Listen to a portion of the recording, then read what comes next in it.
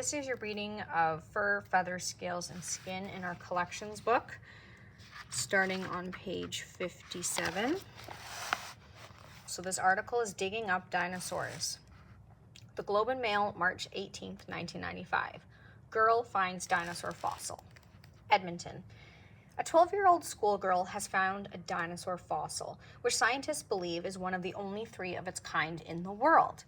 Amateur paleontologist Tess Owen made the discovery last fall southwest of Edmonton, where fossils of a young tyrannosaur had previously been found. "I'm really excited," said Tess, a grade 7 student. "It's not something that everybody is lucky enough to find." The youngster was out at the site with her father, also a paleontology enthusiast, and brother when she noticed an unusual imprint in the sandstone. She took photographs of the imprint and sent them to the Royal Tyrrell Museum near Drumheller in southern Alberta.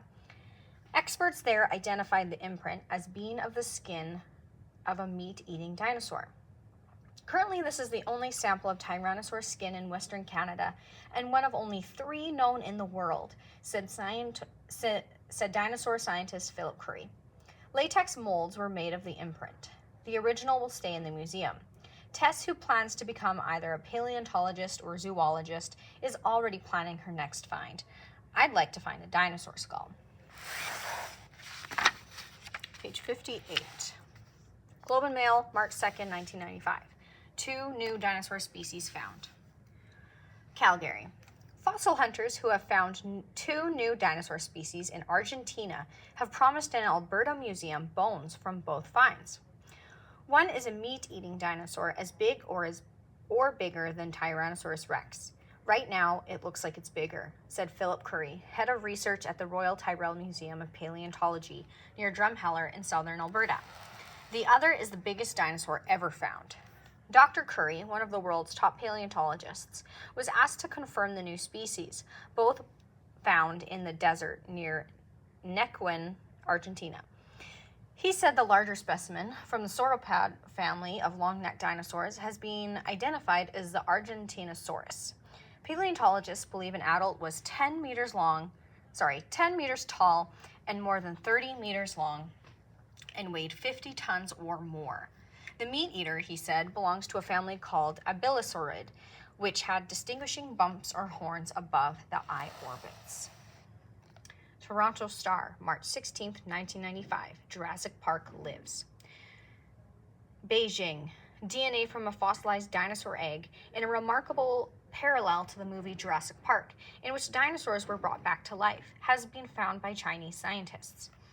Professor Zhang Zhan of Beijing University first discovered organic substances that contain amino acids in a cotton-like part of the inner surface of the egg's cavity. Xinhua News Agency reported, the egg found in central Henan province is believed to be 70 million years old. Researchers found DNA in the egg and succeeded in obtaining a variety of gene fragments, it said. In Steven Spielberg's thriller hit Jurassic Park, dinosaurs were brought back to life by cloning a sample of DNA.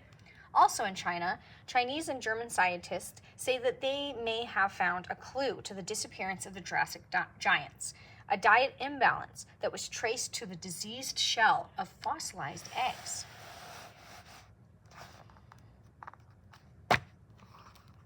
Winnipeg Free Press, June 30th, 1994. This is Miss Arnold's favorite one. Huge T-Rex skeleton excites Saskatchewan. By Jim Morris, Canadian Press. They once ruled the planet. Dinosaurs the size of a house with a mouthful of glistening teeth serrated like steak knives.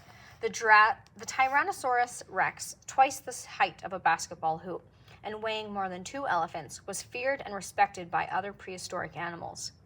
Millions of years later, the discovery of an intact T-Rex skeleton in southwest Saskatchewan has stirred excitement among scientists and politicians.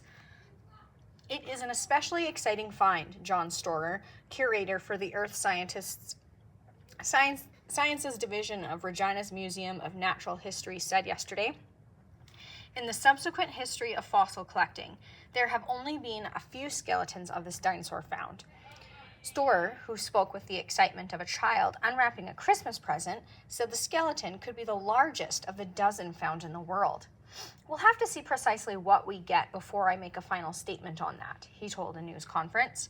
But looking at the upper jaw, the teeth, and some of the other bones we've seen, they are unusually large compared with the other known material. The discovery was made near the town of East End in the Frenchman River Valley, about 350 kilometers southwest of Regina. So far, the upper portion of the skeleton has been uncovered, including several vertebrae, part of a large upper jaw, and some teeth longer than a ballpoint pen. The rest of the structure is buried in a hillside. Excavation began June 17th and could take to the end of summer. Dinosaur Diner, Calgary Herald, March 25th, 1995. Feeding site discovered in park near Brooks. The Albertosaur loomed above the carcass of the duck-billed dinosaur. The great carnivore bent down, gulped a breath, then bit. Rows of curved teeth penetrated skin and flesh. One tooth hooked under a rib. The predator pulled back. The rib bent and grated along the tooth's serrated edge. The Albertosaur paused, slightly twisted its head, and pulled again. The crack of the rib breaking echoed off nearby trees as the ragged mass of meat jerked loose. That might have been the scene 68 million years ago during the late Cretaceous at a spot not far upstream from the Royal Tyrrell Museum of Paleontology's Day Dig site near Drumheller. Tyrrell visitors, supervised by experienced excavators, pay to help excavate the dig.